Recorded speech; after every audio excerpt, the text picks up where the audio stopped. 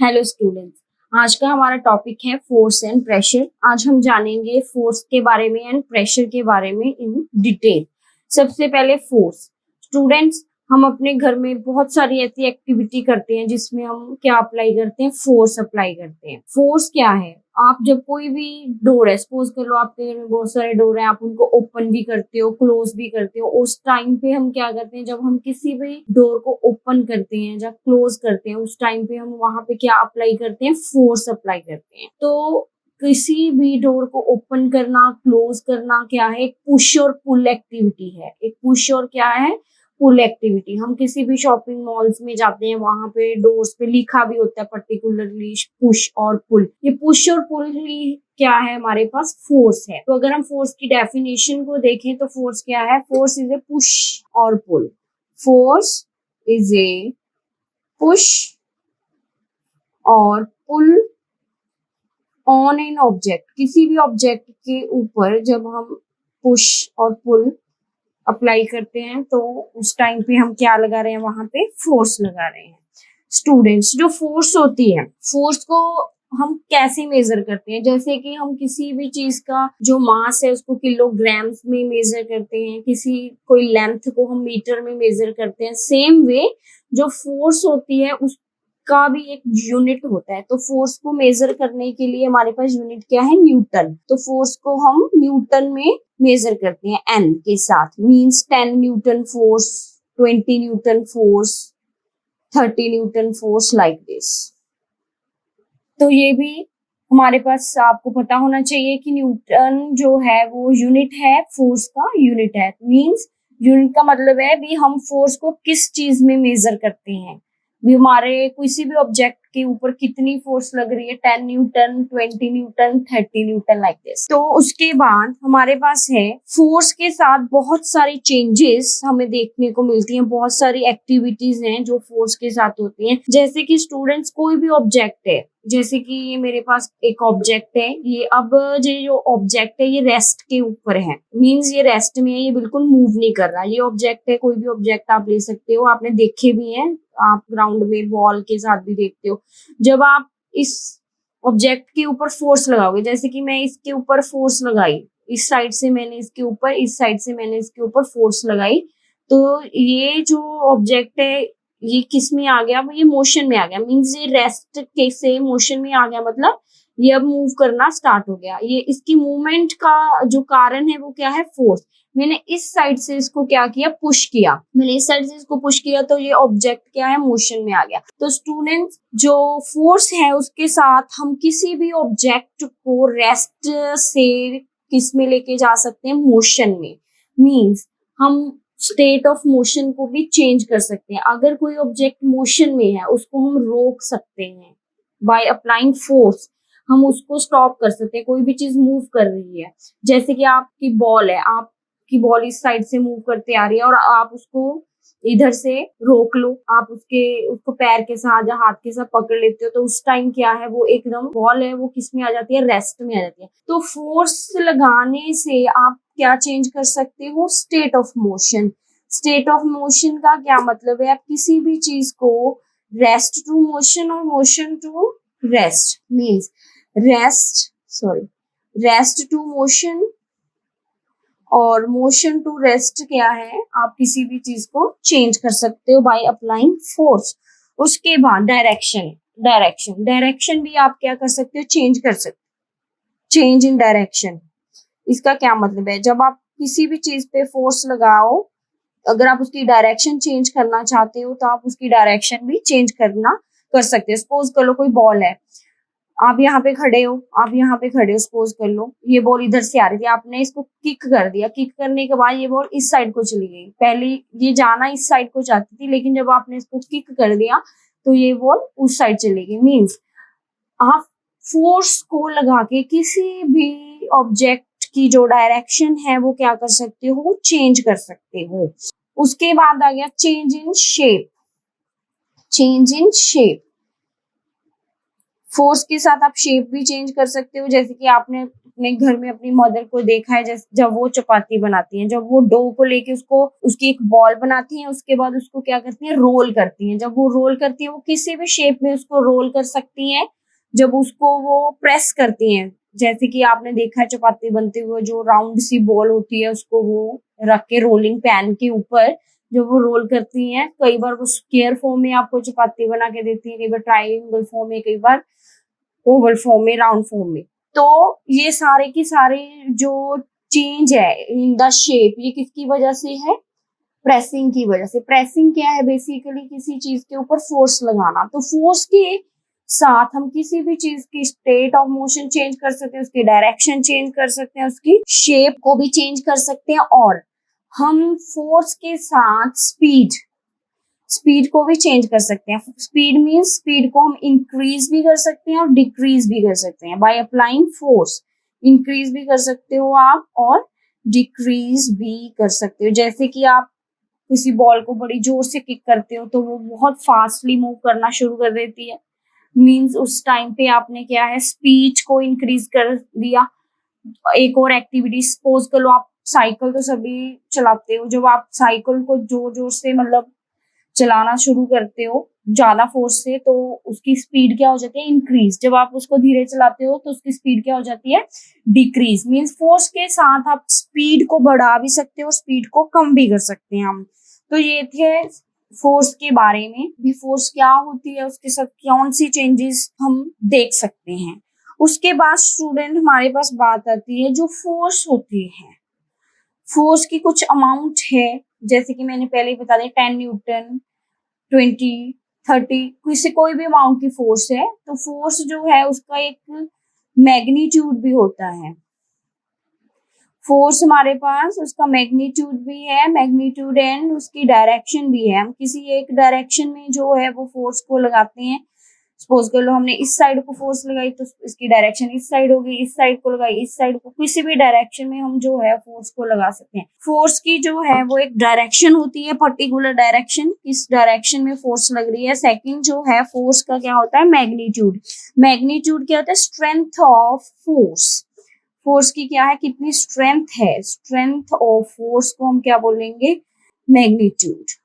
तो ये भी बात आपको पता होनी चाहिए। फोर्स का मैग्नीट्यूड भी होता है एज वेल उसकी क्या होती है? डायरेक्शन। हमारे पास वो क्वांटिटीज, फोर्स भी क्वांटिटी है, हमारे पास कुछ ऐसी क्वांटिटीज हैं जिसके पास दोनों ही as magnitude as well as direction दोनों ही होती हैं। तो इस तरह की क्वांटिटीज को हम बोलते हैं वेक्टर क्वांटिटीज। इस तरह की क्वांटिटीज को हम क्या बोलेंगे? Vector quantity. तो हमारे पास फोर्स एक क्या है? वेक्टर क्वांटिटी है। अगर हमारे पास कोई ऐसी क्वांटिटी हो जिसका सिर्फ मैग्नीट्यूड हो, उसकी डायरेक्शन कोई भी ना हो, उसकी डायरेक्शन क्या है? कोई भी ना हो, तो उस टाइप की क्वांटिटीज को हम बोलते हैं स्केलर क्वांटिटीज। स्केलर क्वांटिटीज, ये आप हायर क्लासेस में पढ़ोगे what is vector and scalar quantity. लेकिन यहाँ पे मैं आपको थोड़ा सा बता देती हूँ कि वेक्टर जो फोर्स है हमारे पास, ये एक वेक्टर क्वांटिटी है। मैग्नीट्यूड एंड डायरेक्शन इसके पास दोनों ही होने की वजह से इसको हम कंसीडर करते हैं एज अ वेक्टर क्वांटिटी। तो उसके बाद स्टूडेंट फोर्स के बारे में एक बहुत ही इंटरेस्टिंग बात है। सपोज कर लो आपने टग और वार गेम तो देखी है, टग और वार गेम देखिए, आपने देखा है कि उस गेम में दोनों साइड से क्या है? फोर्स लगती है रोप के ऊपर। मान लो ये कोई रोप है, इस साइड से भी 5 जो हैं पीपल लगे हैं उसको खींचने, इस साइड पे भी। तो ये जो रोप है यहाँ पे सेंटर पे उन्होंने एक पॉइंट लगाया होता है, यहाँ पे कुछ बांधा होता है, तो वो देखते हैं कि वो किस साइड पे हमारे पास जो है रोप है वो मूव करेगा। तो ये किस पे डिपेंड करता है? फोर्स पे। इस साइड पे भी 5% फोर्स लगा रहे हैं, इस साइड पे भी। जिस साइड पे ज्यादा फोर्स लगेगी ये रोप उस साइड को मूव करेगा। तो हमारे पास यहाँ पे अगर फोर्स अपोजिट डायरेक्शन में लगे, सपोज कर लो इस साइड को फोर्स लगे, अपोजिट डायरेक्शन में आमने सामने से फोर्स लग रही है, अपोजिट डायरेक्शन में अगर फोर्स लगे, उस टाइम पे जो हमारे पास रिजल्ट आएगा वो कैसे निकालेंगे हम? By subtracting the forces, by subtracting, minus करके, by subtracting the forces means suppose कर लो इस साइड पे 50 न्यूटन फोर्स लग रही है, इस साइड पे 40 न्यूटन फोर्स लग रही है, तो हमारे पास रिजल्टेंट नेट फोर्स कितनी आ गई हमारे पास नेट फोर्स आ गई 50 Newton minus 40 Newton. Answer will be 10 Newton. Answer will be 10 Newton. Means हमारे पास जो रोप है इस साइड ज्यादा फोर्स लग रही है, 10 न्यूटन मोर फोर्स लग रही है, तो इस साइड पे जो रोप है वो मूव करेगा। इस हम ये फॉर्मूले के साथ हम नेट फोर्स निकाल सकते हैं। अगर फोर्स एक ही साइड पे लग रही है, मीन्स अगर फोर्स एक ही साइड पे लग रही है, उसकी कोई अपोजिट साइड पे फोर्स ना हो, तो उस टाइम पे जो नेट फोर्स होगी वो हमने ऐड करनी है। उस टाइम पे नेट फोर्स कैसे निकलेगी? By adding all forces, by adding all forces, अगर वो सेम डायरेक्शन में है। अगर हमारे पास फोर्सेस अपोजिट डायरेक्शन में है तो हमने माइनस करके आंसर निकालना है। अगर हमारे पास फोर्सेस सेम डायरेक्शन में है तो हमने ऐड करके टोटल फोर्स को कैलकुलेट करना है। तो स्टूडेंट्स ये था हमारे पास basic about the force. Force क्या होती है, उससे क्या क्या चेंजेस आती हैं, उसके बारे में 2-3 फैक्ट जो है मैंने आपको बताए। उसके बाद हमारा जो टॉपिक है वो है टाइप ऑफ फोर्सेस। अब है हमारे पास टाइप ऑफ फोर्स। तो स्टूडेंट्स हमारे पास 2 टाइप की फोर्स होती है। एक होती है कॉन्टैक्ट फोर्स, कॉन्टैक्ट फोर्स ये आपके एनसीईआरटी बुक में दिया गया है, आप वहां देख सकते हो। और नॉन कॉन्टैक्ट फोर्स, और नॉन कॉन्टैक्ट फोर्स। तो हमारे पास कॉन्टैक्ट फोर्स क्या है? कॉन्टैक्ट, कॉन्टैक्ट का मतलब है टच। ये फोर्सेस होती है जहां पे जो है कॉन्टैक्ट जो है वो जरूरी होता है। अगर कॉन्टैक्ट नहीं होगा तो हम ये फोर्स अप्लाई नहीं कर सकते। नॉन कॉन्टैक्ट फोर्स में हमें किसी भी कॉन्टैक्ट की जरूरत नहीं होती, ये बिना कॉन्टैक्ट के ही फोर्सेस जो हैं ये लगाई जाती हैं। तो हम देखेंगे कि कॉन्टैक्ट फोर्सेस जो है इट रिक्वायर्स की अगर हम डेफिनेशन देखें तो इट रिक्वायर्स टच और कॉन्टैक्ट बिटवीन ऑब्जेक्ट्स। ये इसका अपोजिट है, it does not require any contact और टच बिटवीन ऑब्जेक्ट्स। देखो कैसे, कॉन्टैक्ट फोर्स में हमारे पास है स्टूडेंट मस्कुलर फोर्स, इसके अंदर आती है हमारे पास मस्कुलर फोर्स, और है फ्रिक्शन, इसको हम फ्रिक्शनल फोर्स भी कह सकते हैं और फ्रिक्शन भी। सबसे पहले क्या है मस्कुलर फोर्स। मस्कुलर फोर्स में जो है हम किसी भी ऑब्जेक्ट के ऊपर फोर्स लगाते हैं by the action of muscles. जब हम अपनी मसल्स को यूज करके किसी भी ऑब्जेक्ट के ऊपर फोर्स लगाते हैं तो उस टाइप की फोर्स को हम क्या है मस्कुलर फोर्स कहते हैं। जैसे कि हम अपने स्कूल बैग को कैरी करते हैं हमारे शोल्डर्स के ऊपर, तो वहां पे हमारी मसल्स यूज होती हैं, तो टच में है बैग, हमारे टच में है। आपने कोई बकेट को पकड़ा हुआ है, पानी की बकेट है, आप उसको एक जगह से दूसरी जगह पे लेके जा रहे हो अपने हैंड की हेल्प से, उस टाइम पे भी आप टच में हो ऑब्जेक्ट के जिसके ऊपर फोर्स किसके ऊपर लग रही है? जब आप बकेट को उठा रहे हो तो बकेट के ऊपर आप फोर्स लगा रहे हो। किससे फोर्स लगा रहे हो? आप अपनी मस्कुलर फोर्स लगा रहे हो। आप अपनी मस्कुलर फोर्स को यूज करके उस बकेट को मूव करा रहे हो एक जगह से दूसरी जगह। सेम वे स्कूल बैग को भी आप जब होल्ड करके रखते हो उस टाइम पे भी फोर्स किसके ऊपर लग रही है? स्कूल बैग के ऊपर लग रही है। और कौन सी फोर्स आप अप्लाई करें? Muscular force.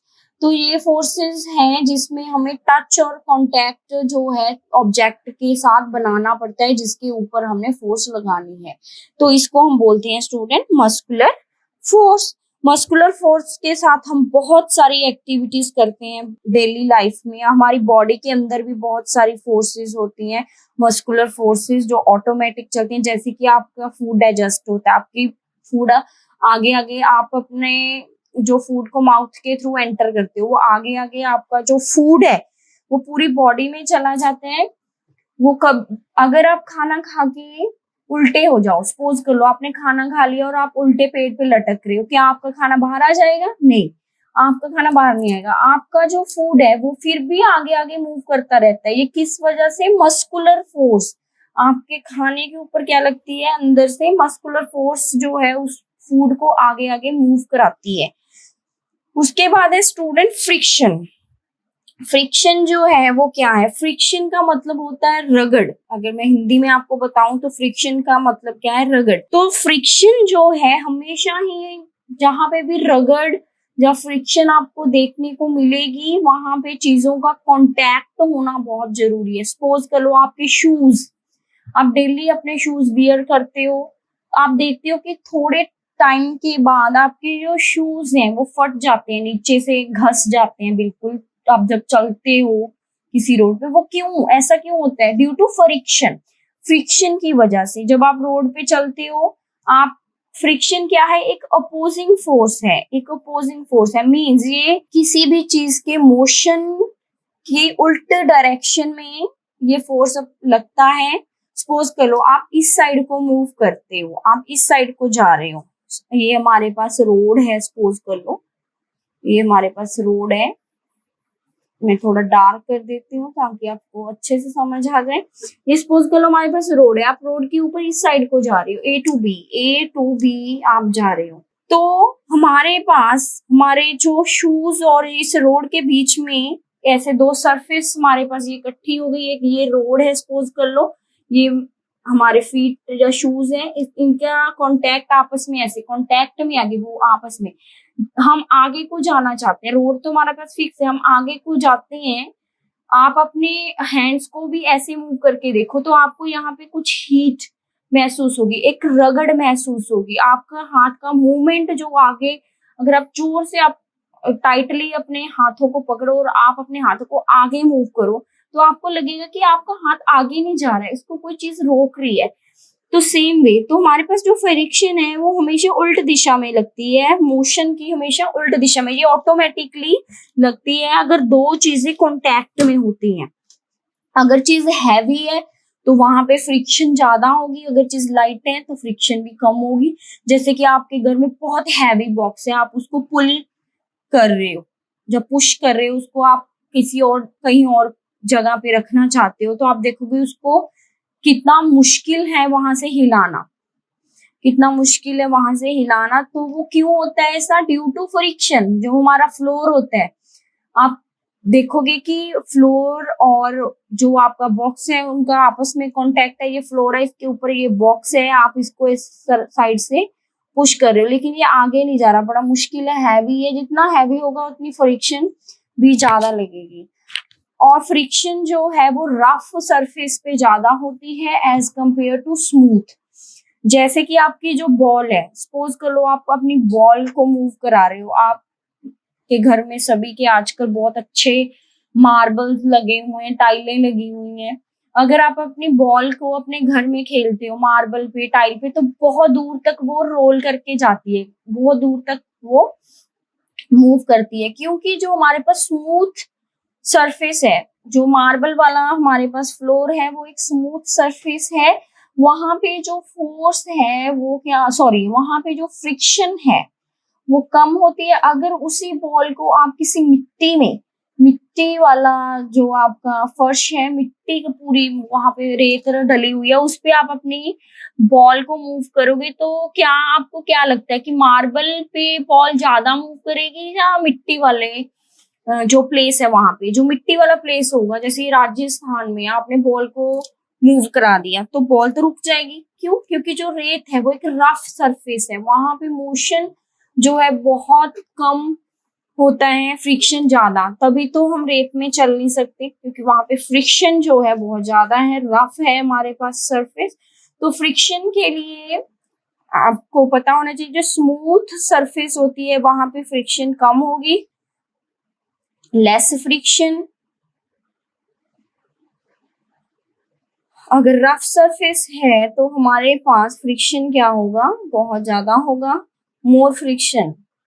तो आप कैसे फ्रिक्शन को रिड्यूस कर सकते हो? हम फ्रिक्शन को कम भी कर सकते हैं। जैसे आपका साइकिल है, कई बार वो जब आप उसको चलाते हो, उसकी पैडलिंग करते हो, तो उसकी जो चेन होती है वो कई बार उसको रस्ट लग जाती है, तो उससे क्या आता है, आपको बहुत ज्यादा फोर्स लगानी पड़ती है, फ्रिक्शन फ्रिक्शन बड़ी वहां पे आ जाती है। तो आप उसको क्या लगाते हो, समटाइम ऑयल लगाते हो, ग्रीस वगैरह लगाते हो, जिस वजह से वो क्या हो जाती है, स्मूथ और बड़ी इजीली आपका जो साइकिल है वो चलना शुरू हो जाता है। उस टाइम पे मीन्स आप क्या कर रहे हो, उस रगड़ को, उस फ्रिक्शन को कम कर देते हो।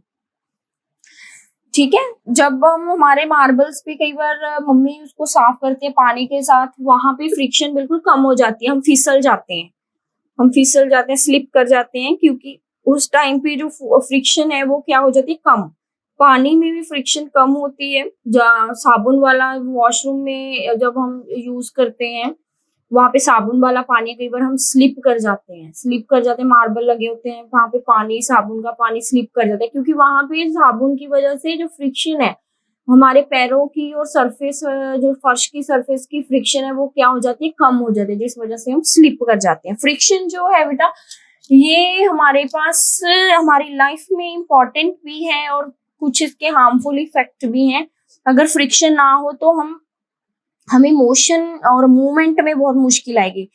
जैसे कि बहुत स्लिपरी जो फ्लोर्स होते हैं उन पे चलना बड़ा मुश्किल होता है, रफ फ्लोर पे हम इजीली चल सकते हैं, ये सारा फ्रिक्शन के साथ ही होता है। आप हायर क्लासेस में फ्रिक्शन के बारे में पढ़ोगे कि कैसे ये हमारी लाइफ में जो है ये इम्पोर्टेंट होता है। तो यहाँ पे मैं आपको बता रही हूँ फोर्स के बारे में। तो ये हमारे पास दो ऐसी फोर्सेस थी जो कॉन्टैक्ट के साथ ही पॉसिबल हो सकती हैं। अगर कांटेक्ट नहीं है, अगर दो चीजों के बीच में कांटेक्ट नहीं है, तो वहां पे हम फ्रिक्शन नहीं देख सकते।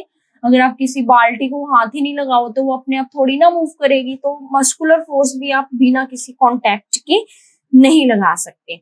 तो उसके बाद हमारा जो टॉपिक है वो है non contact force. Non contact force में हमारे पास आ जाता है स्टूडेंट मैग्नेटिक फोर्स। मैग्नेट के बारे में आप सभी को पता है। मैग्नेटिक फोर्स सेकंड है हमारे पास ग्रेविटेशनल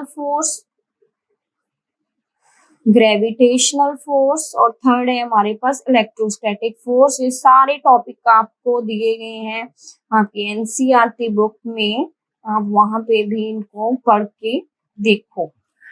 तो सबसे पहले है मैग्नेटिक फोर्स क्या है। आपको मैग्नेट के बारे में तो पता है स्टूडेंट्स। हमारे पास मान लीजिए ये मैग्नेट है, नॉर्थ साउथ आपको पता है कि मैग्नेट के टू पोल्स होते हैं, आपने 6th 7th में पढ़ा है। यहाँ पे भी नॉर्थ साउथ है।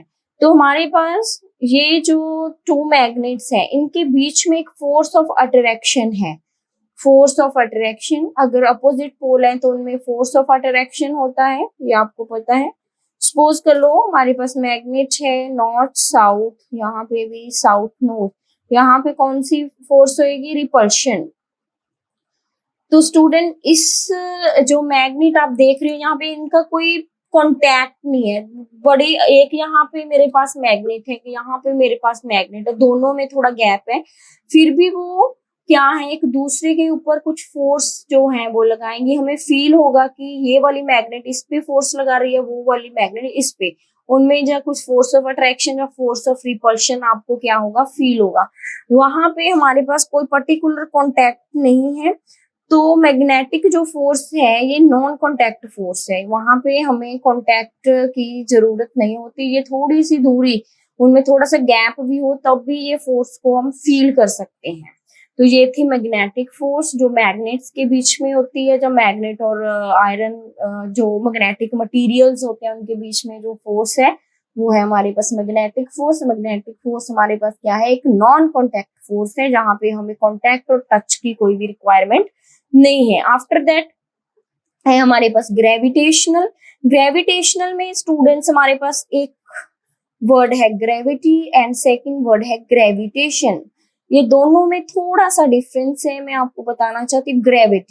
ग्रेविटी क्या है, कोई भी ऑब्जेक्ट जो है उसको अर्थ अपनी तरफ खींचती है। हमारे पास अर्थ आपको पता है हमारी धरती, कोई भी चीज हम ऊपर को फेंकते हैं वो वापस धरती पे आ जाती है। तो जो हमारी अर्थ है वो हर एक ऑब्जेक्ट के ऊपर एक फोर्स लगाती है, उसको खींचती है अपनी तरफ। उस फोर्स को हम क्या बोलते हैं, ग्रेविटी।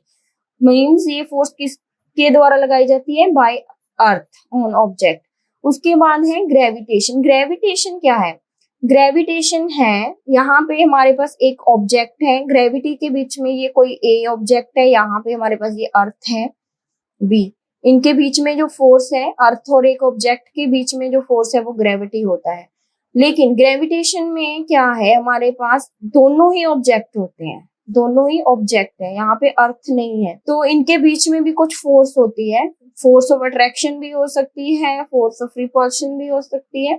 हमारे पास ग्रेविटेशन में जो है, जो फोर्स है, दो ऑब्जेक्ट के बीच की जो फोर्स है उसको हम क्या बोलेंगे, ग्रेविटेशन।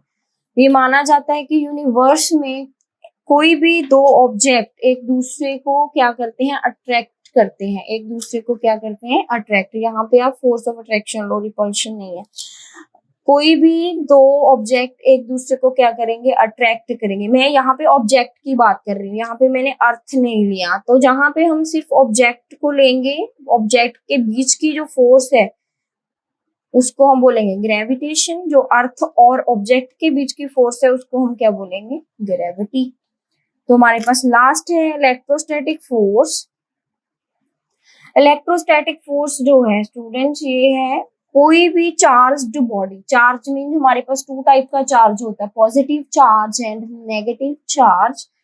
यहाँ पे मैं आपको बता रही हूँ। सपोज कर लो ये मेरे पास ऑब्जेक्ट है, इस पे पॉजिटिव चार्ज है, ये ऑब्जेक्ट है, इस पे नेगेटिव चार्ज है।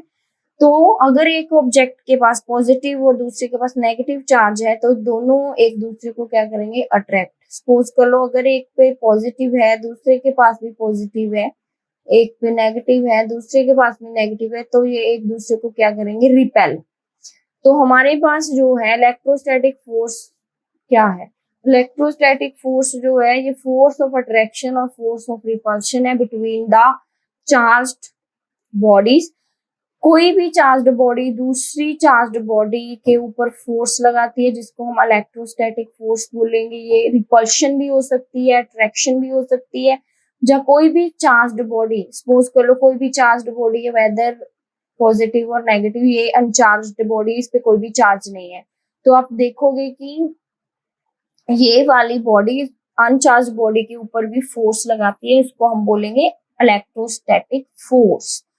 तो आपने देखा कि magnetic, gravitational and electrostatic force में हमें किसी भी पर्टिकुलर कॉन्टैक्ट, किसी भी पर्टिकुलर टच की जो जरूरत वो नहीं है, इसलिए ये नॉन कॉन्टैक्ट फोर्स है। कॉन्टैक्ट फोर्स में हमने देखा कि हमारे पास एक पर्टिकुलर कॉन्टैक्ट होना चाहिए ऑब्जेक्ट्स के बीच में। तो ये था हमारे पास फोर्स के बारे में। मैंने आपको इस लेक्चर में बताया फोर्स क्या होता है, उससे हमें क्या क्या चेंजेस आती हैं, उसके कुछ फैक्ट मैंने आपको बताए। After that type of forces, type of forces में मैंने आपको सारी टाइप्स बता दी हैं। अगर फिर भी आपको कोई क्वेश्चन पूछना है तो आप पूछ सकते हो।